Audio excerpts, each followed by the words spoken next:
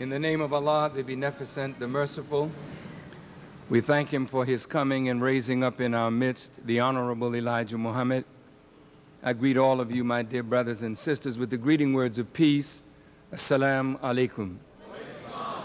To Congressman Kwesi and Fume, distinguished members of this panel, brothers and sisters, the meaning of race.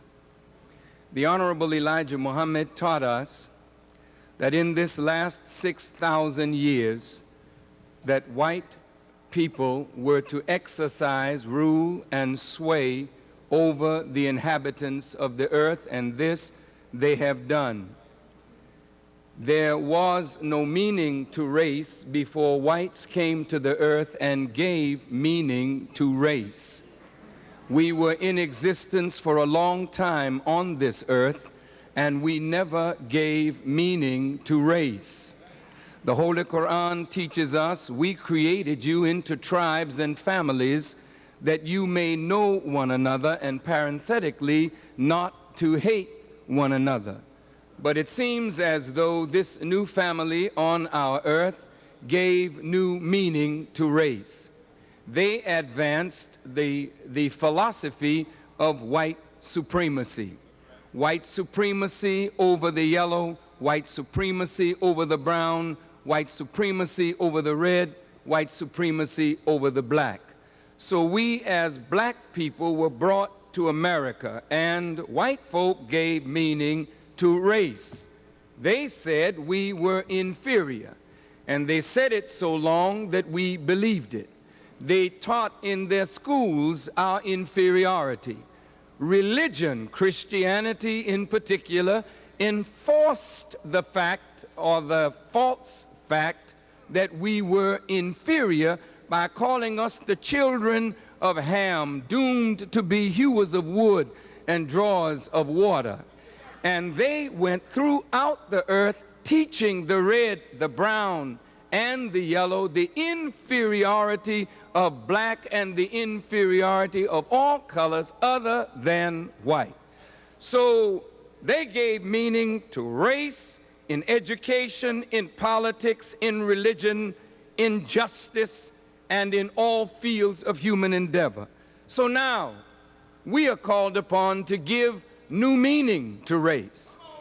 And in that new meaning, they are so frightened, they call us racist for giving new meaning to race.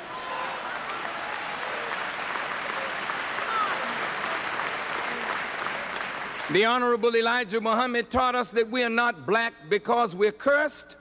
We are black because we are the original people of the earth. And we are black, and out of us came all other races. They started from one blood, and that one blood is the original family of the earth, the Aboriginal black people. That's giving new meaning. Why is that necessary? Because before the Honorable Elijah Muhammad tried to give new meaning to race, they made us feel that the kinkiness of our hair, the broadness of our nose, the thickness of our lips, and the blackness of our skin was a badge of inferiority. So the Honorable Elijah Muhammad had to teach us why we should be proud of who we are and what we are, and take cognizance of the deep spiritual value and the tremendous accomplishments that black people have given to the advancement of civilization. This is giving new meaning to race. But in the end, races have beginning, and races will have an ending. There has to be an end to race in order for human beings to address each other on the human level as a human being. Christ said, or Paul said of Christ, that in him there is no Jew, no Greek, no male, no female, no bond, no free, all become one in Christ. That means that nationalism will have an end, racism will have an end, sexism will have an end, and humanity will have a beginning if they understand the Christ doctrine. So now, to give meaning to race and end it forever, black people have to take upon ourselves the challenge to end racism. White folk will never end it, but we have the power within ourselves to end it once and for all. How? How do we end racism? We meet too much as an inferior and superior. That's the meaning that white folk gave to race. They're superior, we're inferior. We meet from a power perspective that we are weak and they are strong.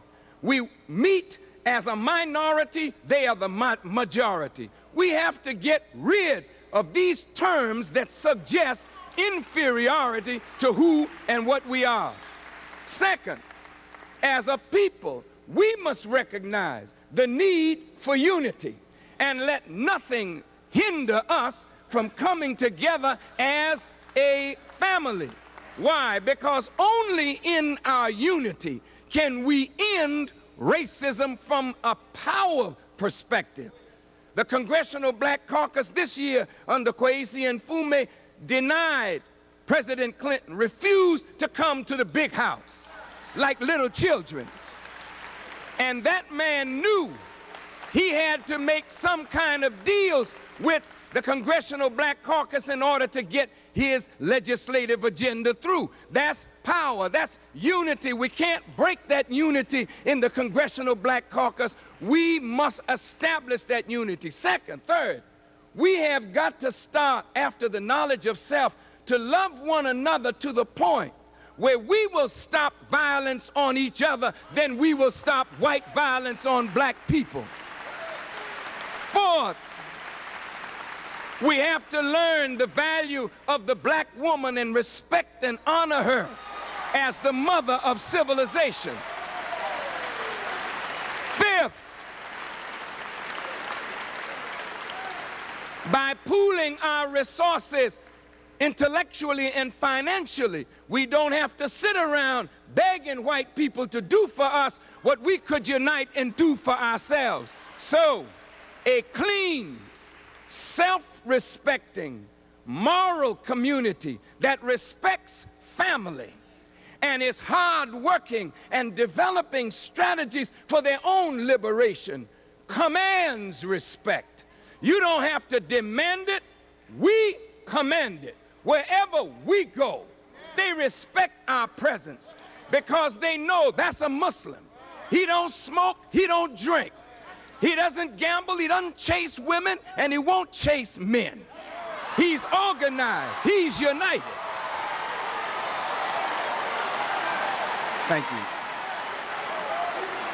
Thank you. And so, in my conclusion, I recognize the value of every one of these participants. And I also recognize the value that if we don't strike a unified accord and let no outsider of our family break our unity, then we will deal with racism in America from a position of strength. And then tomorrow we'll be able to say, we gave new meaning to race, and when we gave meaning to race, we ended race. And then the human experience can begin. Thank you for listening. Assalamu alaikum.